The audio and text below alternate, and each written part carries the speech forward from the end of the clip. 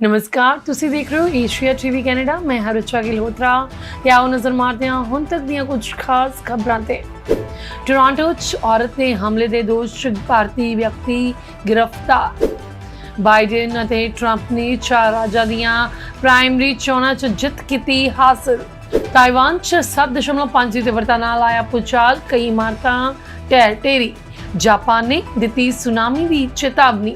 ਤੇ ਹੁਣ ਖਬਰਾਂ ਵਿਸਥਾਰ ਨਾਲ। ਟੋਰਾਂਟੋ ਪੁਲਿਸ ਨੇ ਪਿਛਲੇ ਸ਼ਨੀਵਾਰ ਨੂੰ ਡਰੋਨ ਮਿਲਜ਼ ਸਬਵੇ ਸਟੇਸ਼ਨ ਨੇੜੇ ਆਪਣੇ ਬੱਚਿਆਂ ਨਾਲ ਪੈਦਲ ਜਾ ਰਹੀ ਇੱਕ ਔਰਤ ਤੇ ਕਥਿਤ ਤੌਰ ਤੇ ਹਮਲਾ ਕਰਨ ਵਾਲੇ ਇੱਕ ਵਿਅਕਤੀ ਨੂੰ ਗ੍ਰਿਫਤਾਰ ਕਰ ਲਿਆ ਹੈ। ਵਿਅਕਤੀ ਦੀ ਪਛਾਣ 43 ਸਾਲ ਦੇ ਸੁਰੇਸ਼ ਨਿਤਿਆਨੰਦਨ ਦੇ ਵਜੋਂ ਹੋਈ ਹੈ। ਜਾਂਚਕਰਤਾਵਾਂ ਦਾ ਕਹਿਣਾ ਹੈ ਕਿ ਪੀੜਤਾ ਆਪਣੇ ਬੱਚਿਆਂ ਨਾਲ ਸ਼ਨੀਵਾਰ 30 ਮਾਰਚ ਨੂੰ ਦੁਪਹਿਰ 12:30 ਵਜੇ ਸਟੇਸ਼ਨ ਦੇ ਨੇੜੇ ਪੈਦਲ ਜਾ ਰਹੀ ਸੀ।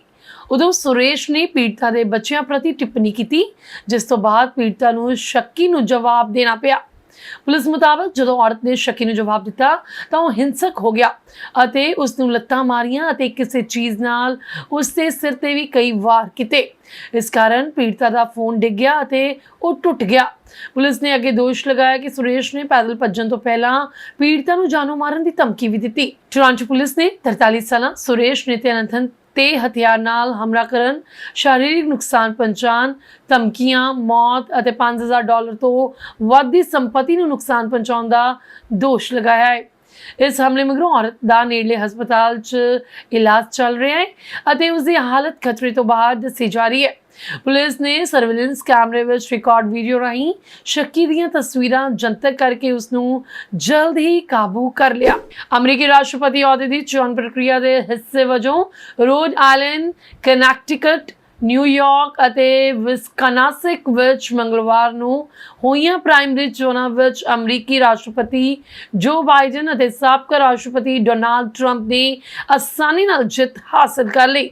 ਇਹ ਤੈਅ ਹੋ ਗਿਆ ਕਿ ਰਾਸ਼ਟਰਪਤੀ ਚੋਣਾਂ ਵਿੱਚ ਬਾਈਡਨ ਡੈਮੋਕ੍ਰੈਟਿਕ ਪਾਰਟੀ ਦੇ ਅਤੇ ਟਰੰਪ ਰਿਪਬਲਿਕਨ ਪਾਰਟੀ ਦੇ ਉਮੀਦਵਾਰ ਹੋਣਗੇ ਅਤੇ ਮੰਗਲਵਾਰ ਨੂੰ ਹੋਈਆਂ ਪ੍ਰਾਇਮਰੀ ਚੋਣਾਂ 'ਚ ਉਹਨਾਂ ਦੀ ਜਿੱਤ ਯਕੀਨੀ ਮੰਨੀ ਜਾ ਰਹੀ ਸੀ। ਬਾਈਡਨ ਅਤੇ ਟਰੰਪ ਦੀ ਜਿੱਤ ਦੇ ਨਾਲ ਹੀ ਉਹਨਾਂ ਨੂੰ ਪ੍ਰਾਪਤ ਹੋਏ ਡੈਲੀਗੇਟਾਂ ਇਲੈਕਟੋਰਲ ਕਾਲਜ ਦੇ ਮੈਂਬਰ ਦੀ ਗਿਣਤੀ ਵੱਧ ਗਈ ਹੈ। ਤਾਈਵਾਨ ਵਿੱਚ ਅੱਜ 7.5 ਤੀਬਰਤਾ ਦਾ ਭੂਚਾਲ ਆਇਆ। ਇਸ ਦੇ ਝਟਕੇ ਜਾਪਾਨ ਤੱਕ ਮਹਿਸੂਸ ਕੀਤੇ ਗਏ। ਭੂਚਾਲ ਦੇ ਬਾਅਦ ਤਾਈਵਾਨ, ਜਾਪਾਨ ਤੇ ਫਿਲੀਪੀਨਸ ਵਿੱਚ ਸੁਨਾਮੀ ਦਾ ਅਲਰਟ ਜਾਰੀ ਕਰ ਦਿੱਤਾ ਗਿਆ ਹੈ। ਜਾਪਾਨ ਦੇ ਮੌਸਮ ਵਿਭਾਗ ਨੇ ਸਮੁੰਦਰ ਵਿੱਚ 3 ਮੀਟਰ ਯਾਨੀ ਲਗਭਗ 10 ਫੁੱਟ ਤੱਕ ਦੀਆਂ ਲਹਿਰਾਂ ਉੱਠਣ ਦਾ ਅਨੁਮਾਨ ਪ੍ਰਗਟਾਇਆ ਹੈ। ਇਹ ਤਾਈਵਾਨ ਵਿੱਚ 25 ਸਾਲਾਂ ਵਿੱਚ ਆਉਣ ਵਾਲਾ ਸਭ ਤੋਂ ਖਤਰਨਾਕ ਭੂਚਾਲ ਹੈ। ਇਸ ਤੋਂ ਪਹਿਲਾਂ 1999 ਵਿੱਚ ਭੂਚਾਲ ਇਸ ਤਾਈਵਾਨ ਦੇ ਹੁਲੀਏਨ ਸ਼ਹਿਰ 'ਚ ਆਇਆ ਸੀ। ਇਸ ਦਾ ਕੇਂਦਰ ਧਰਤੀ ਤੋਂ 34 ਕਿਲੋਮੀਟਰ ਹੇਠਾਂ ਸੀ। ਭਾਰਤੀ ਸਮੇਂ ਮੁਤਾਬਕ ਸਵੇਰੇ 5:30 ਤੇ ਭੂਚਾਲ ਦੇ ਝਟਕੇ ਮਹਿਸੂਸ ਕੀਤੇ ਗਏ। ਜਾਪਾਨ ਵਿੱਚ ਵੀ ਭੂਚਾਲ ਵਿੱਚ ਕਈ ਲੋਕਾਂ ਦੇ ਜ਼ਖਮੀ ਹੋਣ ਦੀ ਖਬਰ ਹੈ। ਇਹਨਾਂ ਲੋਕਾਂ ਨੂੰ ਇਲਾਜ ਮਿਲਣਾ ਮੁਸ਼ਕਿਲ ਹੋ ਰਿਹਾ ਹੈ। ਭੂਚਾਲ ਦੀ ਵਜ੍ਹਾ ਨਾਲ ਜ਼ਿਆਦਾਤਰ ਸੜਕਾਂ ਟੁੱਟ ਚੁੱਕੀਆਂ ਨੇ ਤੇ ਡਾਕਟਰ ਪ੍ਰਭਾਵਿਤ ਥਾਵਾਂ ਤੇ ਨਹੀਂ ਪਹੁੰਚ ਪਾ ਰਹੇ ਨੇ। ਜਦੋਂ 7.6 ਤੀਬਰਤਾ ਦਾ ਭੂਚਾਲ ਆਇਆ ਸੀ ਉਦੋਂ 2000 ਤੋਂ ਵੱਧ ਲੋਕਾਂ ਦੀ ਮੌਤ ਹੋ ਗਈ ਸੀ। ਭੂਚਾਲ ਦਾ ਸਭ ਤੋਂ ਵੱਧ ਅਸਰ ਜਾਪਾਨ ਦੇ ਓਕੀਨਾਵਾ ਸੂਬੇ ਵਿੱਚ ਦੇਖਣ ਨੂੰ ਮਿਲਿਆ। ਇੱਥੇ ਆਉਣ ਜਾਣ ਵਾਲੀਆਂ ਸਾਰੀਆਂ ਫਲਾਈਟਸ ਕੈਂਸਲ ਕਰ ਦਿੱਤੀਆਂ ਗਈਆਂ ਨੇ।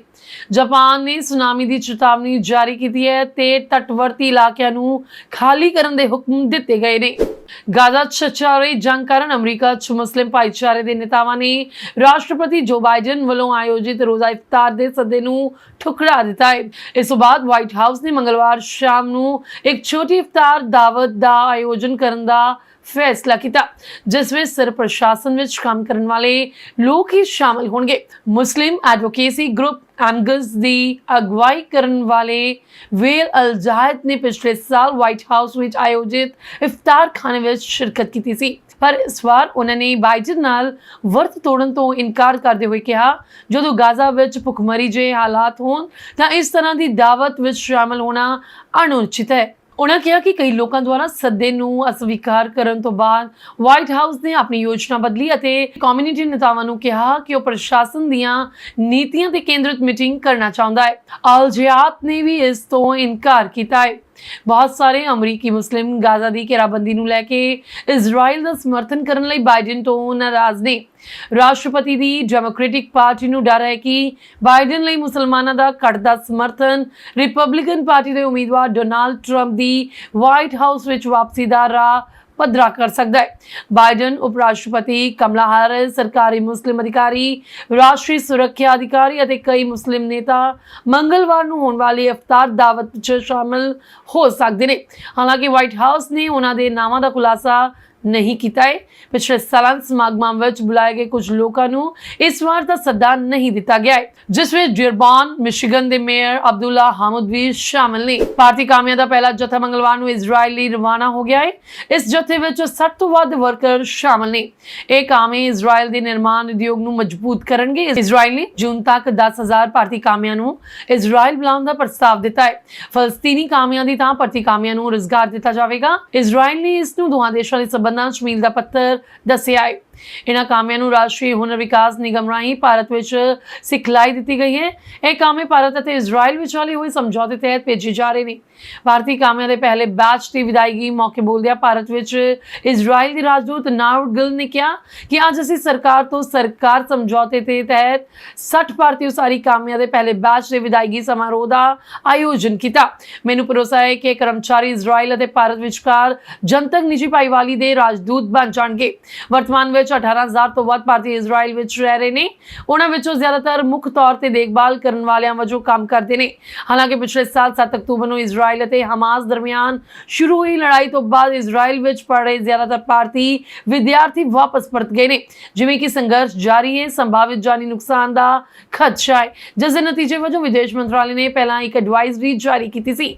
4 ਮਾਰਚ ਨੂੰ ਇੱਕ ਇਜ਼ਰਾਈਲੀ ਬਾਗ ਵਿੱਚ ਕੰਮ ਕਰ ਰਿਹਾ ਇੱਕ ਭਾਰਤੀ ਮਿਜ਼ਾਈਲ ਹਮਲੇ ਵਿੱਚ ਮਾਰਿਆ ਗਿਆ ਸੀ। ਅਗਲੇ ਦਿਨ ਭਾਰਤ ने अपने नागरिकों के विवाद वाले क्षेत्रों तो दूर जाने की सलाह जारी की थी। फैडरल सरकार ने कार्बन टैक्स की नुकताचीनी करदे प्रीमियर डग फोर्ड ने आख्या कि जां तो सरकार नूं यह टैक्स हटाना होएगा ते जां फिर प्रधानमंत्री जस्टिन ट्रूडो की इस बारी छुट्टी होएगी।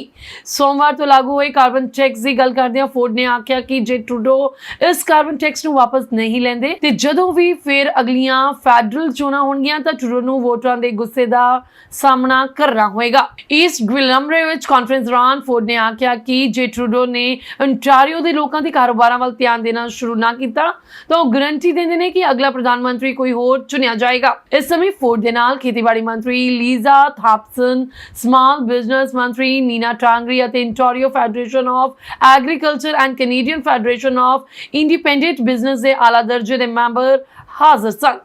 उन्होंने सारिਆਂ ने वारी-वारी ट्रूडो सरकार के इस फैसले की निखेधी की ते दस्सिया कि यह कार्बन टैक्स किवें कारोबारां ते कंज्यूमर्स उत्ते असर पावेगा।